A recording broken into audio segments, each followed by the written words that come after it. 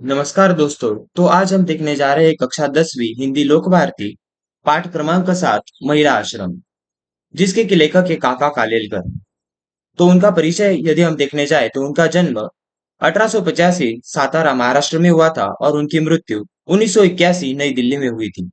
उनका परिचय देखने जाए तो काका कालेलकर ने के नाम से विख्यात दत्तात्रेय बालकृष्ण कालेलकर जी ने हिंदी, गुजराती, मराठी और अंग्रेजी भाषा में समान रूप से लेखन कार्य किया। राष्ट्रभाषा के प्रचार को राष्ट्रीय कार्यक्रम मानने वाले काका कालेलकर उच्च कोटि के वैचारिक निबंधकार हैं। विभिन्न विषयों की तर्कपूर्ण व्याख्या आपकी लेखन शैली के विशेष गुण है।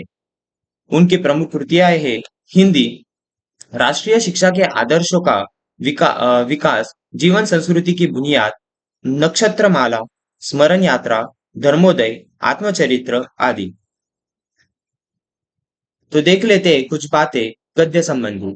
यहाँ पर प्रस्तुत पत्र में कालेलकर जी ने महिला आश्रम की स्थापना, उसकी व्यवस्था, वातावरण, नियम आदि के बारे में विस्तृत निर्देश दिए हैं। इस पत्र द्वारा महिला संबंधी आपके विचार, प्रकृति, प्रेम, सामाजिक लगाव का पता चलता है। तो चलिए देखते हैं पाठ क्रमांक 7 महिला आश्रम। प्रिय सरोज, जिस आश्रम की कल्पना की है उसके बारे में कुछ ज्यादा लिखूं तो बहन को सोचने में मदद होगी। आश्रम यानी होम, घर, उसकी व्यवस्था में या संचलन में किसी पुरुष का संबंध न हो। उस आश्रम का विज्ञापन अखबार में नहीं दिया जाए। उसके लिए पैसे तो सहज मिलेंगे, लेकिन कहीं मांगने नहीं जाना है। जो महिला आएगी वह अपने खाने पीने की तथा कपड़े लत्ते की व्यवस्था करके ही आए। वह यदि गरीब है तो उसकी सिफारिश करने वाले लोगों को खर्च की पक्की व्यवस्था करनी चाहिए। पूरी पहचान और परिचय के बिना किसी को दाखिल नहीं करना चाहिए। दाखिल हुई कोई भी महिला जब चाहे तब आश्रम छोड़ सकती है। आश्रम को ठीक न लगे तो 1 या 3 महीने का नोटिस देकर किसी को आश्रम से हटा सकता है, लेकिन ऐसा कदम सोच कर लेना चाहिए। आश्रम किसी एक धर्म से चिपका नहीं होगा। सभी धर्म आश्रम को मान्य होंगे। अतः सामान्य सदाचार, भक्ति तथा सेवा का ही वातावरण रहेगा।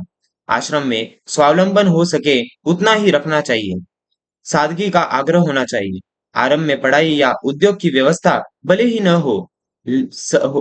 हो सके, लेकिन आगे चलकर उपयोगी उद्योग सिखाए जाए।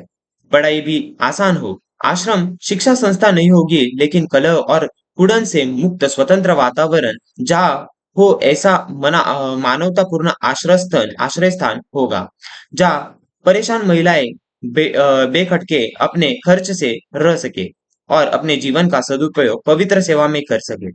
ऐसा आसान आदर्श रखा हो और व्यवस्था पर समिति का झंझट न हो तो वह सुंदर तरीके से चला सके, ऐसा एक बड़ा काम होगा। उनके ऊपर ऐसा बोझ नहीं आएगा जिससे कि उन्हें परेशानी हो। संस्था चलाने का भार तो आने वाले आने वाली बहनें ही उठा सकेंगी, क्योंकि उनमें कई तो कुशल होंगी। बहन उनको संगीत की, भक्ति की तथा प्रेम युक्त सलाह की खुराक दे। आगे चलकर संस्था की जमीन पर छोटे छोटे मकान बनाए जाएंगे और उसमें संस्था के नियम के अधीन रहकर आने वाली महिलाएं दो दो, चार चार का परिवार चलाएगी।